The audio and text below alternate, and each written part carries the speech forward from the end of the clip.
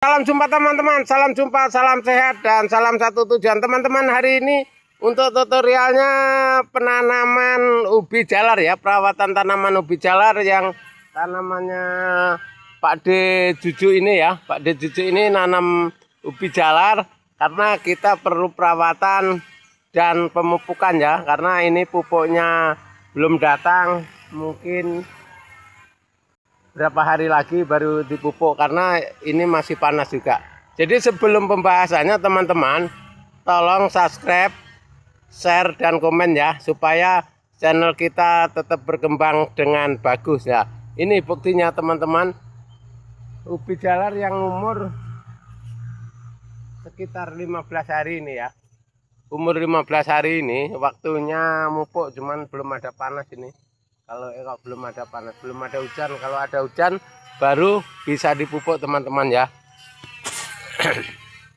Nah, kalau sudah begini, kita tinggal mupuknya dibiarkan sini teman-teman. Nah, di tengah ini. Kita di tengah. Ini kita kasih poska sama urea aja. Poska sama urea, pupuknya enggak usah pupuk yang mahal supaya tetap bagus ya. Kalau pupuk yang mahal-mahal nanti nggak ngejar dari harga teman-teman, karena untuk harga ubi rambat di Kalimantan Timur ini sekarang lagi luar biasa ya, 8.000 sampai 10.000.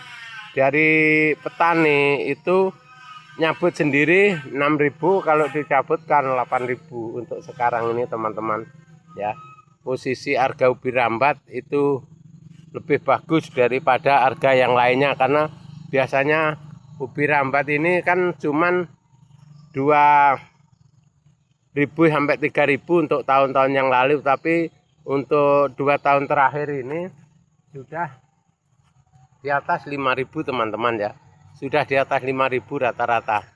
Jadi makanya teman-teman petani yang punya lahan sedikit atau lahan sempit bisa begini.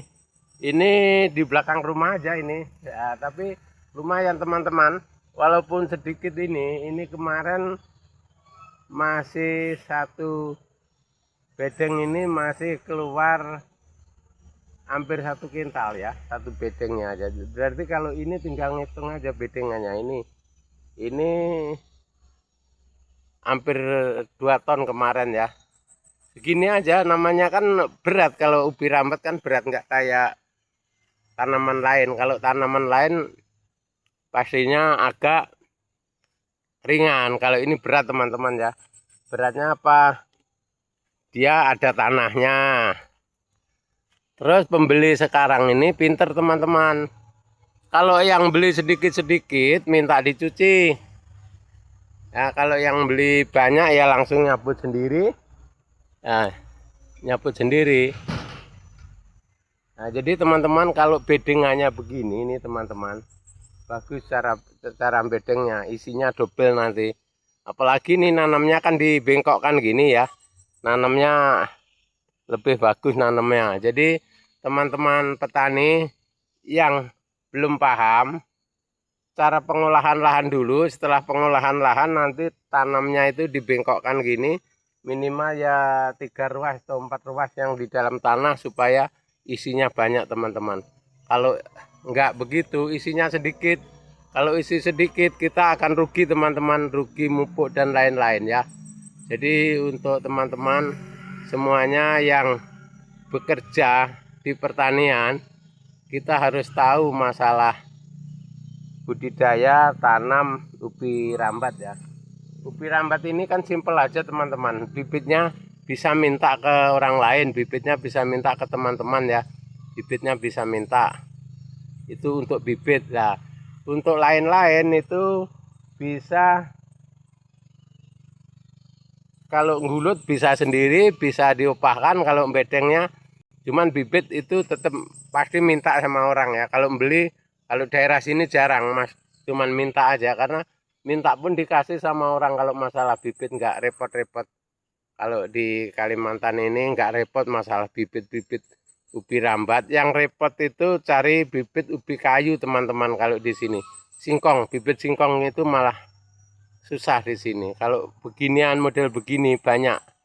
Karena untuk saat ini sudah banyak yang nanam, karena dilihat harga lumayan, orang-orang banyak nanam teman-teman ya.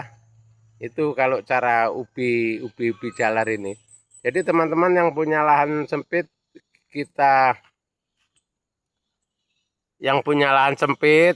atau lebar itu nggak masalah nanam ini ya. Misalkan lahannya lebar, sebagian nanam ubi rambat, sebagian nanam jagung, sebagian nanam apa. Kalau bisa, ini ubi rambat kan jangka waktunya cuma 3 bulan teman-teman ya. 3 bulan modalnya sedikit, hasilnya pasti teman-teman. Yang penting jangan di pinggir hutan. Kalau di pinggir hutan sekarang kan yang bikin masalah itu hanya monyet teman-teman. Monyetnya banyak kalau di pinggir hutan. Apalagi ini kalau nggak dekat rumah, karena ini pinggir sungai, pinggir kebun-kebun bambu. Nah itu bisa hilang juga, bisa digali. Karena monyet ini lebih pinter.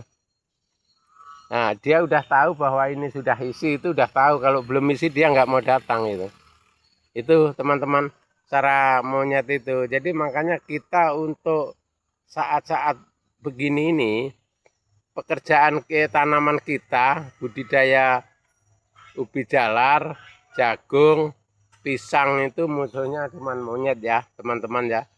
Musuhnya monyet. Kalau kita yang di pinggir-pinggir, kalau enggak kita jaga itu bisa kita rugi, bisa hanyut itu ya, bisa hanyut. Jadi teman-teman, khususnya untuk pertanian, teman tani itu harus kita jaga ya. Kalau sudah nanam gini harus kita awasi, minimal kita setiap hari bikin bediang di pinggir atau bikin pondoknya di pinggir hutannya supaya dia nggak masuk ya gitu ya. Karena tanaman ubi rambat ini rawannya itu sama monyet, kayak jagung, kayak pisang rawannya sama monyet.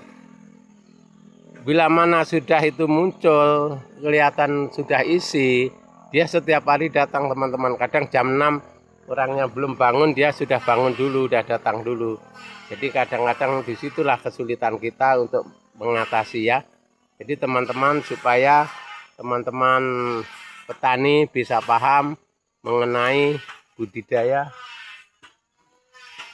ubi rambat yang di pinggir hutan kebunnya ya, yang kebunnya di pinggir hutan. Kalau kebunnya nggak di pinggir hutan nggak apa-apa. Kalau kebunnya misalkan di lahan-lahan yang ringan, itu bisa kita pertahankan, bisa kita tinggal kemana-mana kan gitu. Kalau ini enggak, kalau cuman nanam sedikit kita di pinggir hutan bisa hilang teman-teman ya.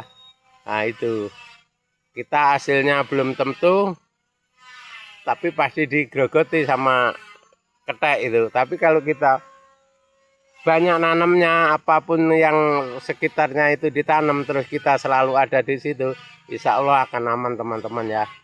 Gak mungkin kita nanam langsung kita tinggal-tinggal. Mudah-mudahan teman-teman tani, kita harus selalu begitu, selalu setiap harinya ada di kebun, supaya kita tanaman kita terjaga terus ya. Itu cara kerja kita di pertanian teman-teman ya. Jangan habis nanam ditinggal, terus ditinggal kemana aja, sampai berapa hari baru timbul lagi. Jangan teman-teman. Kita tani itu harus selalu konsisten setiap hari, supaya kita setiap harinya bisa melihat tanaman kita. Itu caranya ya. Kalau setiap hari bisa lihat tanaman kita, insya Allah kita akan berkembang dengan bagus. Ya itu teman-teman cara kerja. Nah itu di pinggir rumah aja ini. Cuman alhamdulillah ya hasilnya lumayan walaupun lahan sedikit ya. Ini punyanya Pak Cucu. Kalau saya sendiri karena nggak nanam, ini lahannya nggak ada. Nah itu ini tanaman Pak Cucu ya. Kalau tanaman saya ya pisang, ya jagung, itu aja, lombok. Kalau ini enggak, ini kebetulan karena masih dalam kelompok kita juga, pendampingan kita ya. Kita masih pendampingan, jadi semuanya harus kita datangi setiap pertanian. Oke teman-teman, terima kasih, semoga bermanfaat, sampai jumpa.